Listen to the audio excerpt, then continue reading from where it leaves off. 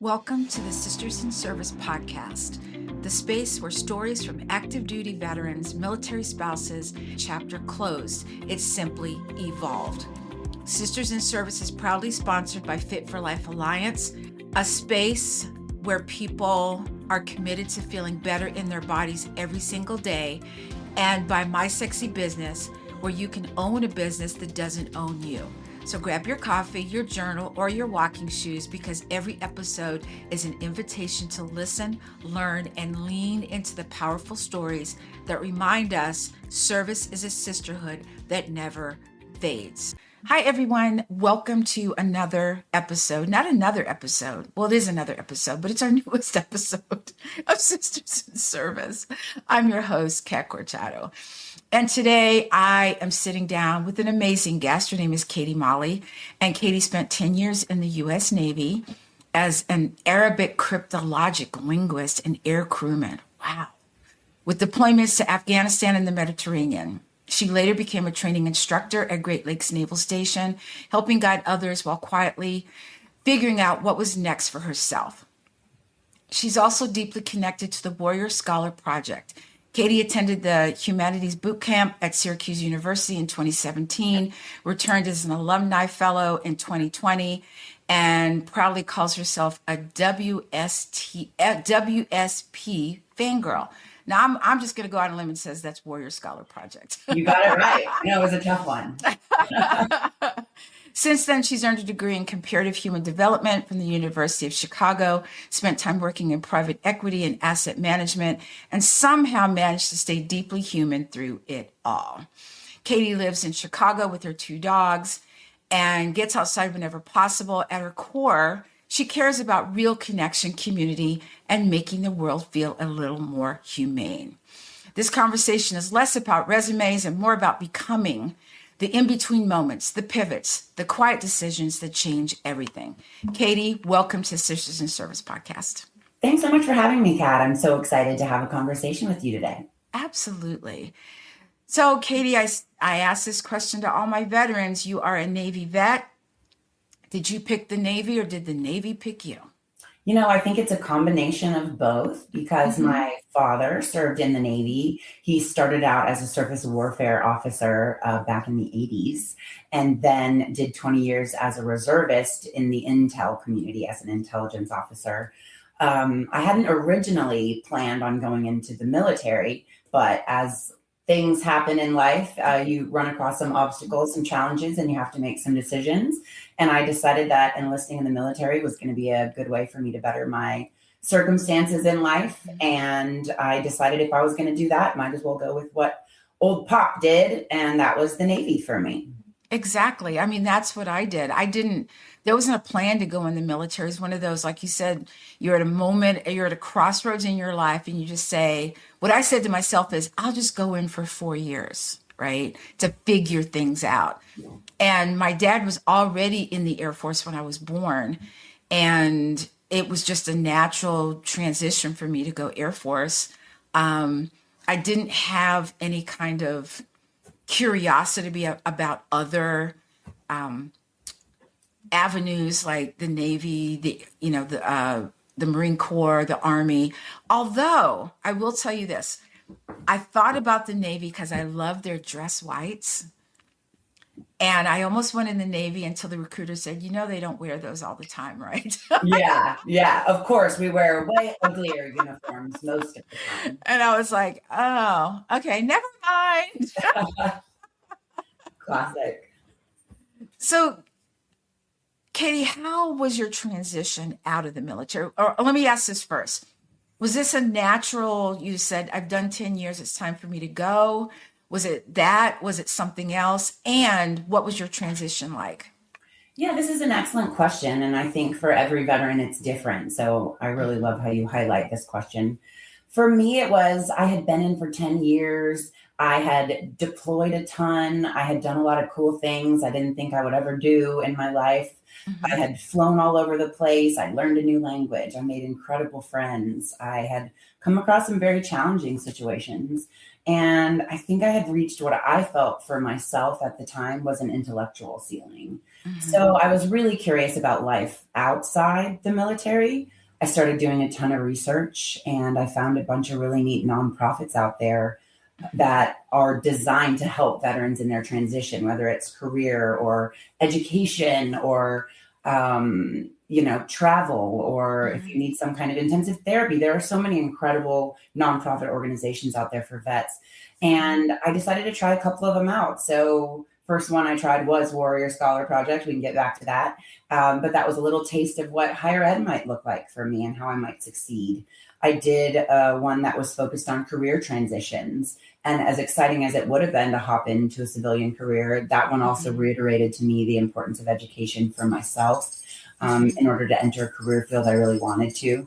I'm so sorry. I have a dog back here who is apparently itching their collar. They snuck in my closed door somehow. As they do. Let the puppy scratch. They're super cute, but annoying. So I think that's just a scratch of agreement, probably. So I had realized, for me, I think education is going to be the thing I really want to pursue when I get out. And I was very intentional in making sure I was well prepared for that education journey. So for me, that's where Warrior Scholar Project came in, because I was a participant and an alumna before I ever joined the team. And then also I took advantage of things like Disabled American Vets for my disability process, which was super helpful.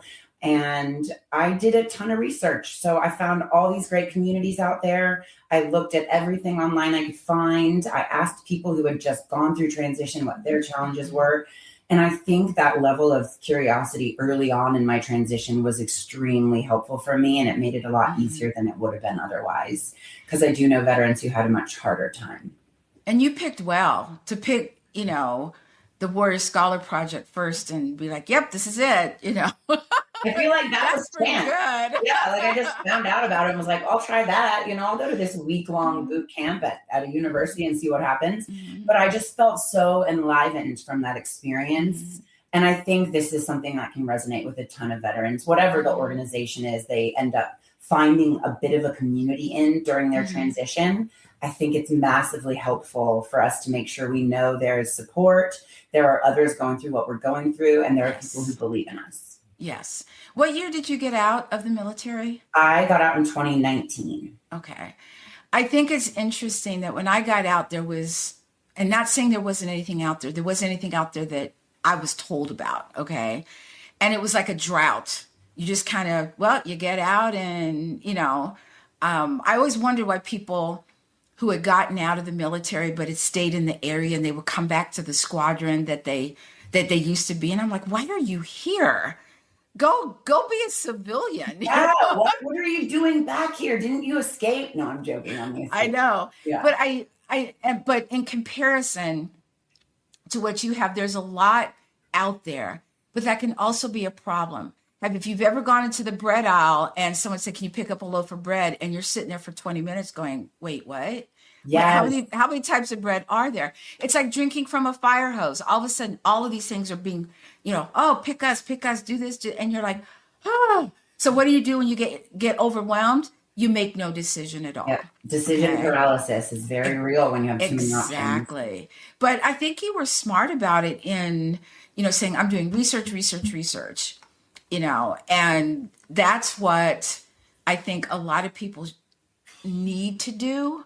Yes. But like 3 to 5 years out, start kind of, doing some of those things, looking at certain organizations. So I totally agree with what you did. Not that I have to, but I'm just saying, I wish there had been something that I had known about instead of just wallowing around like a pig in slop. I was just like, what do I do now? And it's not every veteran is going to understand that there are a bunch of resources out there. It can depend on where you come from. If you come from an inner city where you didn't have a lot of resources and they weren't for you, or you come from a rural area, or your first generation when it comes to education, you might not even know that these are options. Absolutely. So I think it's important. What you're doing, for example, is creating a discussion around how can we empower ourselves as transitioning veterans. And I think just being curious is a great starting point. Yes. Just start looking, asking, Googling. And I think, honestly, I don't like to plug AI, but that is one perk of it these days, is you can go into Grok or Chat GPT and just say, I'm an enlisted veteran transitioning, or I'm an officer who has this degree. What are some resources for me? Right. Yeah. Where was AI when I was getting out, man? I know, it was before me too. So I was like, man, luckily I just was an avid Googler, you know? So Kaedy, when right now in this season of life, out of all the things that you are, and there's a laundry list of amazing things that you have done, have accomplished, what feels most true about who you are today? This is such a beautiful question. I really like that. And I like how you asked it.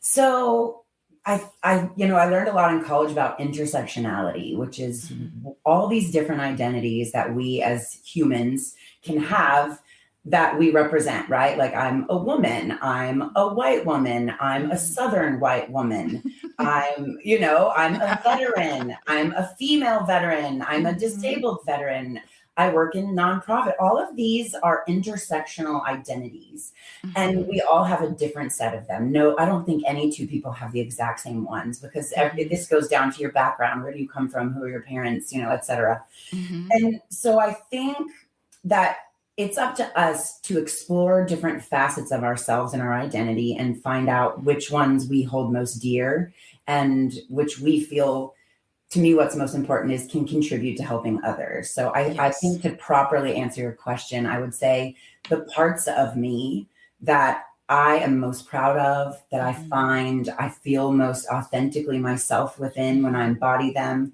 are the parts of me that serve others, that are collaborative, that are caring, that are not afraid to reach out and make a connection or ask for a connection or ask for help.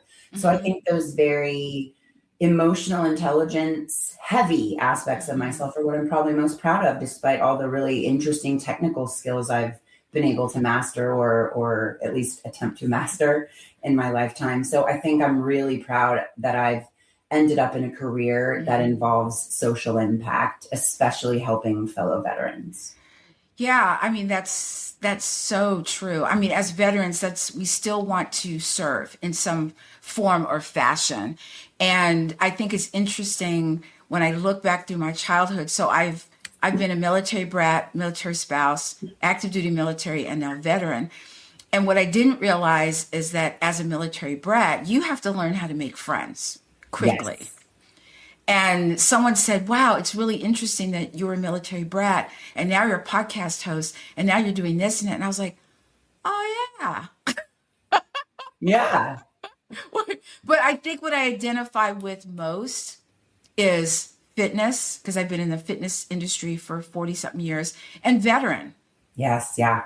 And, those two fit me like, a scuba suit. It's just part of who I am. I can take it off, but it's right back on. It's right there in front of me.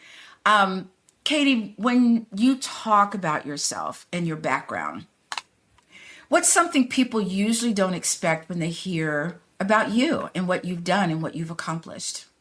I think a lot of people are completely shocked to know that I'm a veteran. Right? Like, period. I know, just being a woman who's well-spoken. I'm now educated. I wasn't when I joined the military. I've worked in private equity. I'm a member of social clubs in the city where I live, Chicago. I do a lot of great things. I'm very curious and I'm very outgoing and resourceful. And I do think it's fascinating that a lot of people are shocked to hear I'm a veteran. And it almost changes the way I engage with them, right? Like, sometimes they're more willing to listen. Sometimes they're a little more curious and want to ask more questions. And sometimes I think they're just genuinely like taken aback, like, oh, you did that? So that's one big thing. I also think people are very interested to learn that I'm a disabled veteran, that I have disabilities, because I'm not one of those with the external clear disabilities. A lot of them are internal, joint problems, pain here and there, etc. There's any number of types of invisible disabilities. So I think that's another shocking facet of one of my identities that people are like, oh, really? Like I wouldn't and I think a lot of times there's maybe a little bit of judgment at first to be like, oh, sure, you're disabled because you can't see it. Because I am, I have all my limbs, fortunately, and I don't have any major disfigurements or anything that's outwardly an impairment. But I think it's nice to be able to talk to people about that so that they are made a little bit more aware that people have all kinds of different things going on with them that you may not know just from looking at them. Absolutely. It encourages conversations, which I love. Yeah, I am glad that, PTSD is more mainstream and people are talking about it. I think one of the questions I get, I'll say, oh, I'm a veteran. And they'll look at me and go, you don't look like a veteran. And I'm like, what does a veteran look like? Yeah. When you open a dictionary, is my picture there? Who's there? And I think a lot of times they'll go, well, I saw, what was the movie that Demi Moore did? I'm like, the Navy SEAL one. Yeah. I'm like, okay, no, I'm a real girl. I went in the military. I did those things. But again, people have this judgment. I mean, I've even been, not apprehended, but someone, they have a supermarket here that's got veteran parking. And, I park there. If it's open, I park there. And I've had people say, you shouldn't be parking there just because it's your husband's vehicle. Yes, same. So they have this parking at Lowe's and Home Depot. And I'm always like, this is so cool. Like, I love having that. And I've had the same thing. And it's always a dude who says to me, and they've never served. They're like, oh, I was going to serve, but I'm like, yeah, okay, bro. Yeah. And I never judge people when they say I was going to serve or not. It's like, that's okay. I'm not passing a judgment. I don't believe people should or should not serve one way or the other. I ended up doing it. But it is interesting to me when they assume you're not a veteran because you're a woman. That's something we as women veterans share, but not all of our veteran brethren can say the same. Exactly. And what's funny, I had someone ask me, they go, aren't you angry when they say that? And I go, I used to be angry. But now I just smile because I know I'm in the right. Yes. I had a father and his son say they were going to call the police. And I said, well, tell them in the store and I'll be right out. You know? Yeah. And it's just a shame that people still aren't educated enough about women in the military or about women veterans. Yes. Let's talk a little bit about your Warrior Scholar Project. Yes, which clearly means a lot to you. It does. And I'm so sorry. Of course, my dogs who snuck in are now deciding to do world wrestling entertainment stuff behind you. He's like, me. I'm like, come on, go literally anywhere else in this giant place. Go, stop. So Warrior Scholar Project is incredible. It changed my life. I cannot say enough good things about it. I found out about it by chance back in 2017. And it was just like a Facebook post that someone, a fellow transitioning veteran had found, and they were going to do this program. And in a nutshell, what we offer are these week-long academic boot camps. A lot of people confuse it as Warrior Scholarship Program. We are not a scholarship program. Our programming is free for any transitioning veteran who wants to try our programming, but it is particularly for enlisted veterans. And the main goal is to make enlisted veterans who are transitioning more empowered consumers of higher education. This is like the worst. You set up a 1 hour of your day to have a chat with someone and record it, and they're like, well, you know how it is. It's the law of averages. They're like, oh, they'll sleep through the whole thing. And then they chose this moment to just be like, woo, we're going to play. I've never been more mortified. I'm like, come on, seriously? But oh, well, hopefully. Oh, I'm a dog lover. I don't care. If anyone wants dog tips, actually don't come to me, clearly. I found out about the program, and in a nutshell, we do 1 week long academic boot camps at these incredible campuses all over the country. We typically have anywhere from, 18 to 22 campus partners. We've got some all over the country. A couple of our partners are places like University of Chicago, MIT, Caltech, Harvard, Stanford. I mean, we've got some incredible and that's just some of them. And we're not like elitist about it. There are other incredible campuses. I'm just naming a handful. Yeah. But we do We basically simulate a finals week at a university. We have 3 types of programming: core, which is going to be a lot of humanities focus, right? Like learning how to write papers, think critically, put text in conversation with one another. We also offer a STEM course and a business course. And you've got professors from each of these universities dedicating their time to teaching lessons that they would be teaching in their classrooms. We've got post-grad fellows who are teaching our STEM students about different types of ways to study and use STEM and physics, and they do really cool projects. It's just an incredibly empowering week-long experience, and it's free of cost to the participant. You just have to get yourself there if you can pay for your transportation. And in fact, we did just open up our application. So for anyone listening who is even thinking about going to college, who is a veteran, particularly enlisted, but we will, consider all applications.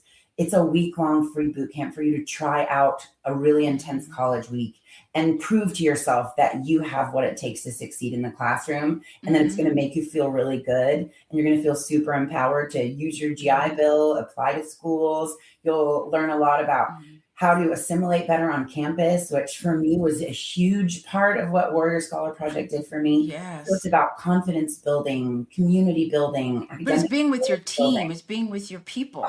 Being surrounded by other enlisted vets who are hungry for education and who are thinking critically about complicated texts like the Declaration of Independence, Federalist Papers.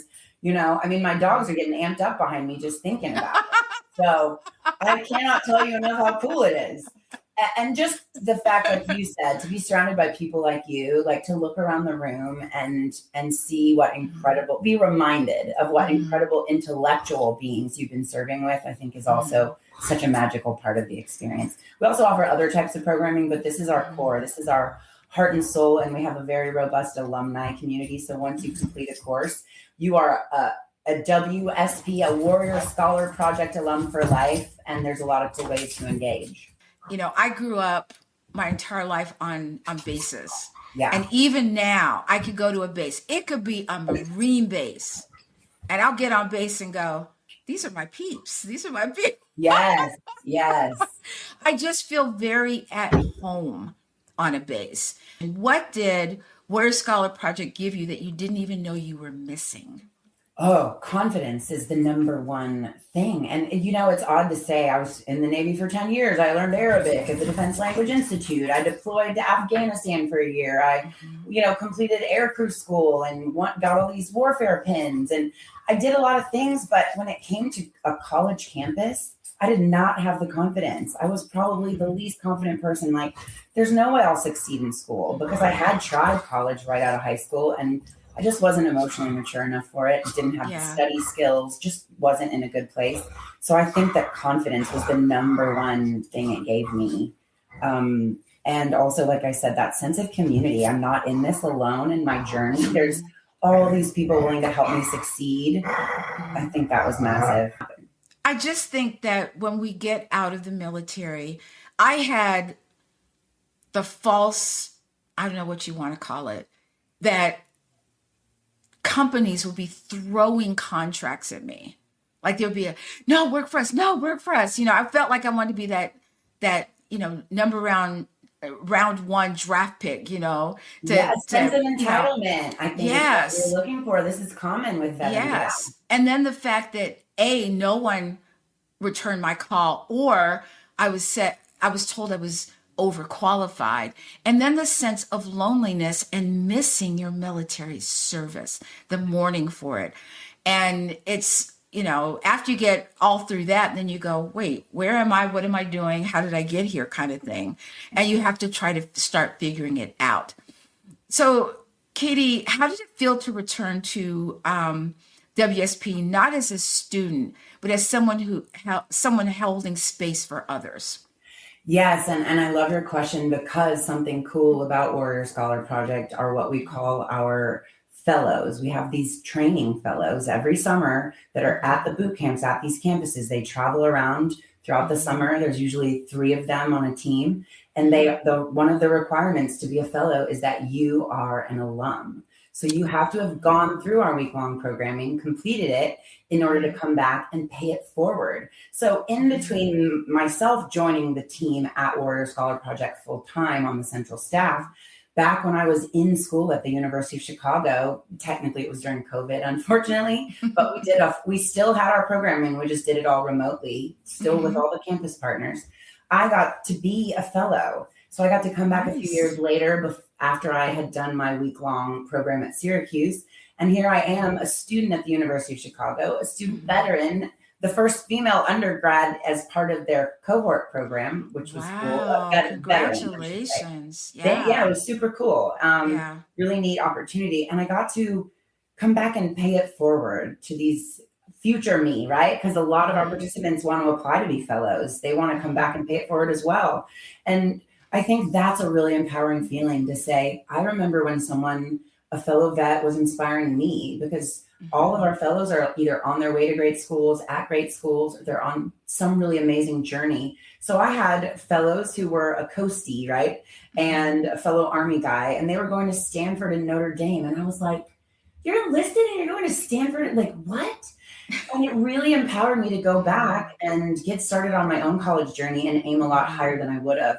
So coming back as a fellow, that's such an incredible feeling to say, yeah, look, I'm at the University of Chicago now. Yeah. The sky's the limit for you guys. Yeah. You can go to whatever school you want if you really put your heart and mind into it. Just make sure it's the right fit for you, right? Absolutely. So then coming back full-time as staff, because I've stayed very involved with Warrior Scholar Project since 2017.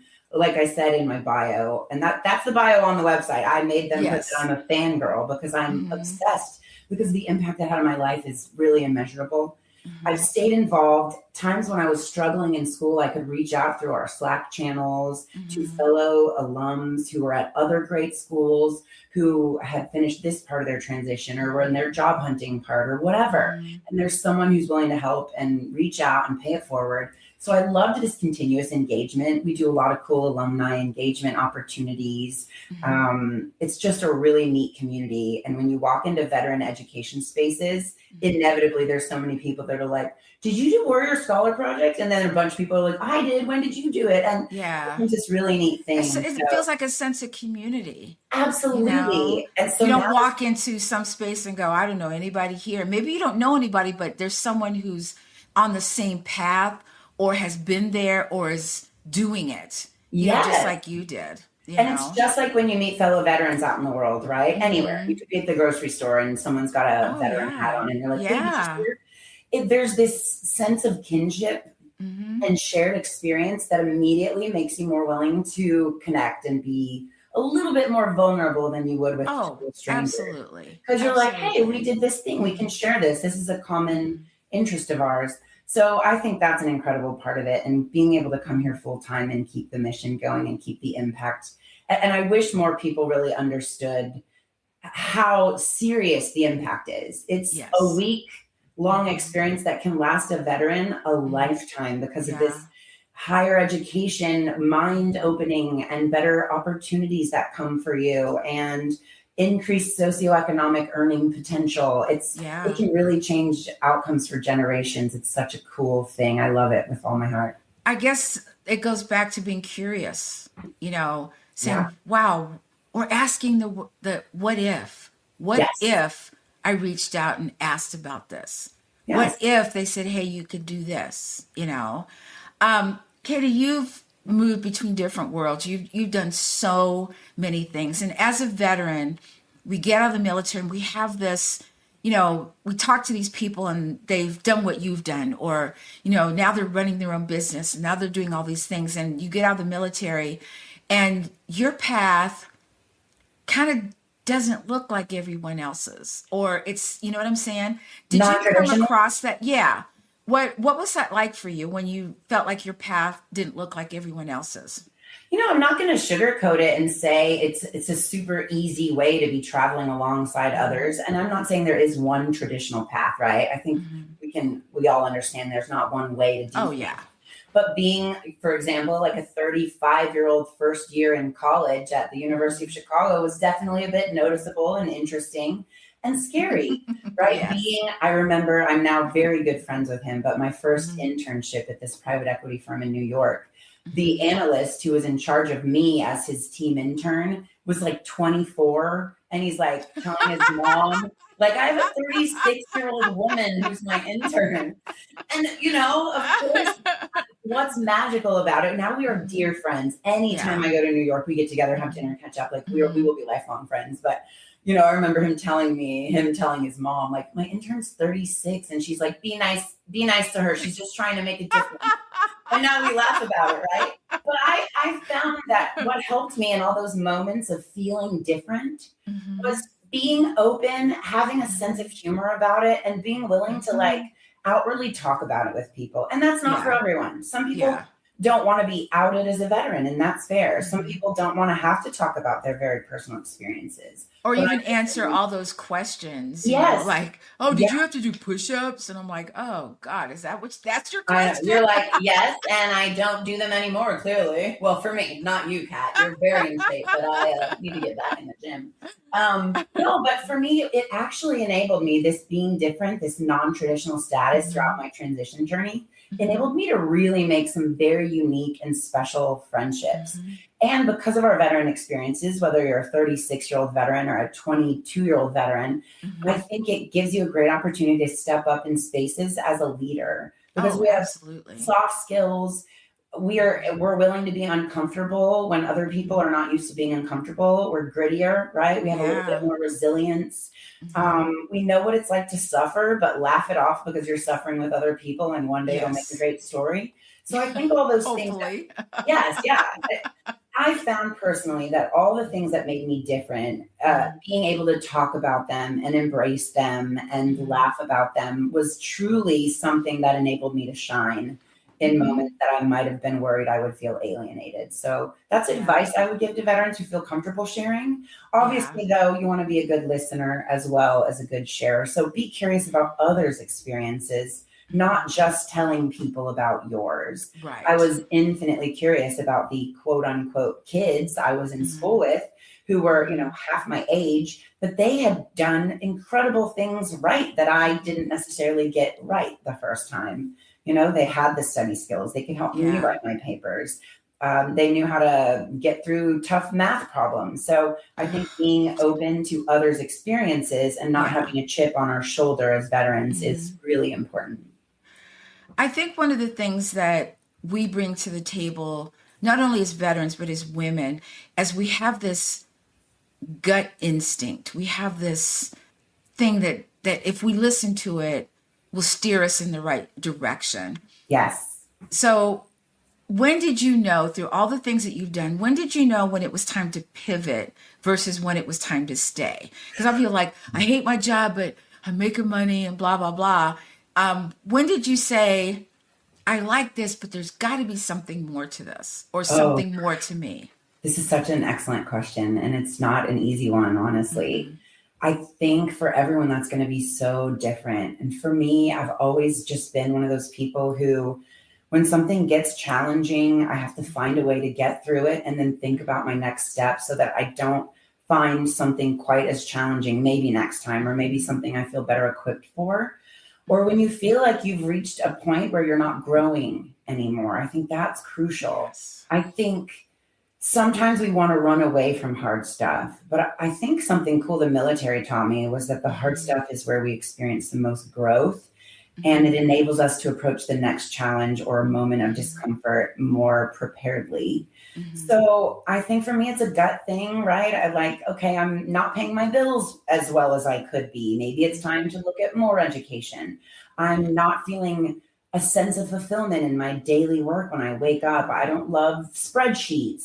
Maybe I don't want to be in a spreadsheet all day. Maybe I would be happier doing a job outside, or maybe I need to get a certification, or, I think for everyone it's going to look very different, but it requires a lot of self-inflection. Yes, it does. It requires a lot of reflection in general. Just what what does my life look like? Do I feel fulfilled? Do I feel like I could be doing something more fulfilling? And then doing, again, the research, being curious about how to take the next step to make your life more fulfilling, to feel like you're really being your most authentic self. Oh, yeah.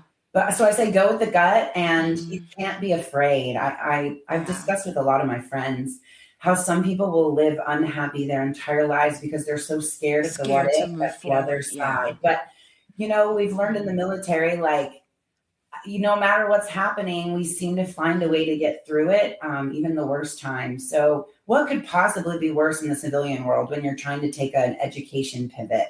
It can't be quite as bad as some of the things we've experienced in service when we had very little agency over our own decisions. Absolutely. So I think that, be brave. I'm sorry, go ahead. No, it's okay. I was just going to say, I think I encourage fellow vets to just be brave. Don't be scared of the unknown. You've gotten through it before. You can do it again. And absolutely, the promise of a better tomorrow is somewhere out there. You just got to keep trying, you know. I think when I'm trying to make a decision about something, or when something comes up for me, it's not like I'm listening to my gut and I'm going to go do it. I mean, you can, but when it keeps coming up, you know, like I went untraditional. You know, I wanted to go from, like my dad did. He retired from the military on a Friday and went to work for what's now called Boeing. It was called McDonnell Douglas on a Monday. Wow. I said, oh, that's how it's supposed to be done. And no one called me back. Right? Yeah. And so I'd always had one foot in the fitness world. And I said, let me try this fitness thing, you know? And people say, weren't you scared? Yes. Absolutely. I was. But that's where your fearlessness comes from. Okay. Was I scared? Yeah. Was I scared to start my business? Yeah. But you know what? What's the worst that could happen? Honestly, I'm not like on a tightrope like this, and I could fall over at any moment, you know? So I think you have to just really rely. And what the military taught me was to rely on myself. Yes. To get myself not out of situations, but to think things through. Yeah. We're systems girls. You give me a system, boom, I'm done. Okay, I'm good to go. Yeah. But don't just say, oh, you could do it this way, or you could do it that way, or it doesn't matter. And I'm like, wait, what? You know, so I think in being fearless, you walk through fear. You know, people say, weren't you scared to go to boot camp? Yes, but I went anywhere. And now when I look back, I go, oh, wow, it wasn't that bad. It was okay. That's such a great point. To me, I think the scariest thing I ever did was signing up for the military. And I think a lot of veterans discount that in their transition. They don't remember back to that moment where it was like, you're possibly giving up your life for a greater good. You're giving up a lot of your personal agency. Yes. You're making a lot of sacrifices. You're going to miss some weddings and holidays. And I mean, what in the civilian world is quite as scary as that? I'm sure there are things, but as a veteran who signed up for Uncle Sam and went and did all the things, like, even if you didn't go to combat, just signing that paper and taking the oath and saying, I'm giving up a lot of my selfhood for this, I think that is very scary. And if you got through that, you can get through, you know, trying to enter a new career space, industry, getting a certification. And there's so many great resources to help you do it now. It's really good. And I think it's important to say that even if you tried something and it didn't work, you're better off for it. Yes. Because, and I'll give you an example. My husband wanted me to go into real estate with him. And I was like, oh, God. Okay. But you know what I found? I didn't like the business. I didn't like it. But now it's off the top of my head. I don't have to sit there and go, well, what if? Yeah. I did it. I didn't like it. And did I make money? Sure I did, but I didn't like the whole business of it. But now it enabled me to move forward, to be a podcast host, to, you know, have my own business. And, you know, sometimes you fail at something because another door has to open for you. Yes. And you can't say, oh, I did that and it sucked and blah, blah, blah. But there's another door that's going to open for you. Yes. Kaedy, this has been an amazing conversation. What are you currently learning about yourself in this moment?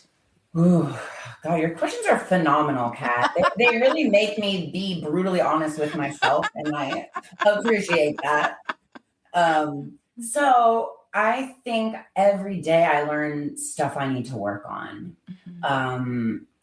Ways I can be better with time management, better ways I can show up for other people in my life. I do think some people are very innately selfless, maybe to a detrimental extent. Yes. I think I've struggled a lot in my life with just taking care of me, and that can make me sometimes self-centered.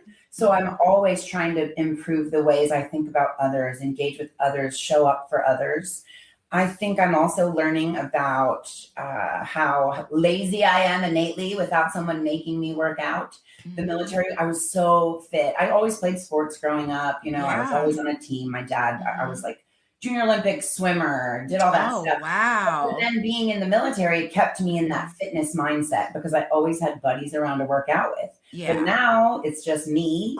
And I'm not good at holding myself as accountable with fitness. So that's something I'm learning is like, I need to find fitness I enjoy that will make me get up in the morning to make sure I'm staying in shape. Luckily I'm in decent enough shape. It's just, I could definitely be doing a lot more when it comes to fitness. So I think I constantly learn about stuff I want to work on for myself, how to be there for others, how to best be there for myself, how to, take care of the community around me, my pets, and I think it's important to explore hobbies the older we get. I know that sounds like a luxury, but not every hobby is expensive. It could be something like doodling on a piece of paper, taking a Khan Academy course online. Those are free and you can learn something new. I've been trying to take up golf, I'm never going to be good at golf, and that's okay. I'm still going to try. You're still going to try, yeah. And I'm going to injure myself with poor swings sometimes, but that'll be a good lesson learned. It's really important to keep learning new things. Or be a beginner at something. Yes. Don't be afraid that I'm not good at it. Just be a beginner. I can tell you two things that I've done. One, I bought a pair of roller skates because I used to love roller skating. I've been ice skating. I love that. Do you remember the game Jacks? With the bouncy ball and the... Yes. I bought a thing of Jacks and I bought a coloring book and pencils. And I've been coloring. And I can't even tell you that when I'm coloring, time is just, I'm kind of floating. Yeah. I'm not aware of anything. I'm not thinking about anything. I'm just coloring, trying to make sure I stay inside the lines, Yes. Yeah. That and, the New York Times, little games app. Yes. Wordle and Connection. Yes. I could do that for hours. And it's just like a good decompression, but it keeps your mind active. Coloring does that. Playing Jacks does that. I mean, the little things that you can learn as a new skill can actually really keep your mind active and keep you having a sense of joy. I love that you're playing Jacks. I know. I used to be so good at it too. I was like, I love that. It was just, it's fun. It's something that one of my friends, Yvonne Marchese, she calls herself an age agitator. And she has these play shops, and she showed us a picture of a bunny. Okay. And she said, I want you to draw the bunny. And we're like, And she turned it upside down. She goes, now draw the bunny. Oh. And so you draw the bunny upside down, you turn it right side up, and you're like, I just drew a bunny. Is it because your brain takes away the expectation of what it's supposed to look like, and instead you're actually just following the shape? Yeah, you're just following the lines, and it's just very, very cool. So I think as we get older, as we age, be more playful. Yeah. And try out those things you used to do as a kid. To this day, I can't pass up a swing. Oh, same. I love a swing. I can't pass up. Sometimes I'm like checking how stable it is. I'm like, I don't weigh as little as I used to. Kid, you didn't care. If it rocked a little bit, it was more fun. Although I don't jump out of the swing like I used to. Yeah. I don't do that anymore. But we gotta worry about our knees now, right? Knees and hips. That's hilarious. Kaedy, one last question. As you look ahead, what's gently calling you? What's up for Kaedy next? I think I want to get exceptionally good at my role. And my role is one that is more about development, right? It is fundraising. It's trying to make sure other people are passionate about what Warrior Scholar Project is doing in order to keep that mission going. And like I said, it's a week that can last a lifetime. I mean, we can do some really cool things for veterans who have earned it. So I want to get really good at my job. I want to keep this mission going. That's very important to me. I also just want to make sure that I increasingly show up more for the people around me. I think that's so important. And the older I get, the more I realize those relationships have got me through a lot of the toughest things. So the people in my life, the people in my community, I want to give back in every way I possibly can. And just stay curious. Stay curious. Yeah. I lied. I said that was the last question, but I have one more. Okay. Someone listening to this podcast is very interested in Warrior Scholar Project, but they're kind of disqualifying themselves. Ugh. They're like, oh, it's been so long since I've been in school, or it's, I'm not good at this, or like, I wasn't a good test taker. Okay, I just wasn't. Speak to that person, and, what would you say to them?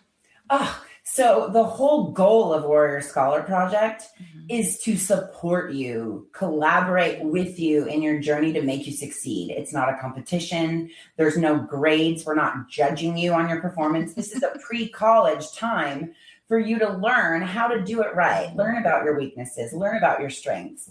It's okay to be the dumbest person in the room. Gosh, if I had a nickel for every time I was the dumbest person in the room, I'd have a whole bunch of nickels. But I just really would encourage you, whether it's Warrior Scholar Project, which I highly encourage. It's free. It's incredible. It'll change your life. Whether it's that, or it's learning ice skating, or it's learning jacks or coloring, I would encourage you to not self-select. You are the most negative voice in your head. And I think a good analogy, if I may, real quick, is you go to a party and you are insecure about something. Maybe you have a zit on your face. And the whole night you are thinking, everyone is thinking about the zit on your face. But remember the last time you went to a party and thought about one other person's flaw the whole night. Like, did that happen? That's never happened to me. No. I don't ever go somewhere and pick one negative thing about another person. It's because I'm so concerned about my zit, right? Like, oh yeah. Well, see, my zit would be right here. But nobody else cares is the point. And that's the same thing when you're learning a new skill. No one is spending their time judging you because they are also judging themselves. Let go of that judgment. Give yourself grace. You can do whatever you want. And also, these resources like Warrior Scholar Project are designed to help you. We're here to support, help you succeed, encourage you. So don't think you don't have the potential. And what's it going to cost you to just try? Just got to get yourself to a campus for a week. We also have on-demand programming. We have a college success kit online that anyone can access. So if you want to try that first before you get in the classroom, do that. Reach out to me if you have any questions. I personally am happy to help or connect you with someone at a school that you want to go to. We are a community of paying it forward, and we are passionate about helping other veterans get over their self-selection and their self-defeatism and that imposter. How do people find WSP? Go to www.warrior-scholar.org. But if you just Google Warrior Scholar Project, you can also pop find up. us. Yeah. Yes. Or you can reach out to Kaedy Molley online, and I will help you navigate your way there. It is literally the most life-changing program. I did it, and it's been incredible. It's the gift that keeps on giving. Well, Kaedy, thank you so much for being here today, and thank you for showing up so fully in this conversation. I know there's something really powerful about giving ourselves permission to evolve out loud.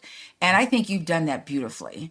Your story is such a reminder that we don't have to rush becoming, that word becoming. It's like that. I want to become up there. But we're in a rush to get there. But it's also okay to be curious. And that community often finds us when we're brave enough to step into the unknown. So even though you're fearful, step forward into that fear because someone else is watching you. And they're like, wow, she did it or he did it. Maybe I can do it. So to everyone listening, I hope this conversation made you feel a little less alone in your questions and transitions. And as always, you're going to hear me say, please stay safe. Take care of each other. Until next time. And always remember, it's never too late to start your impossible. Thanks so much, Kat.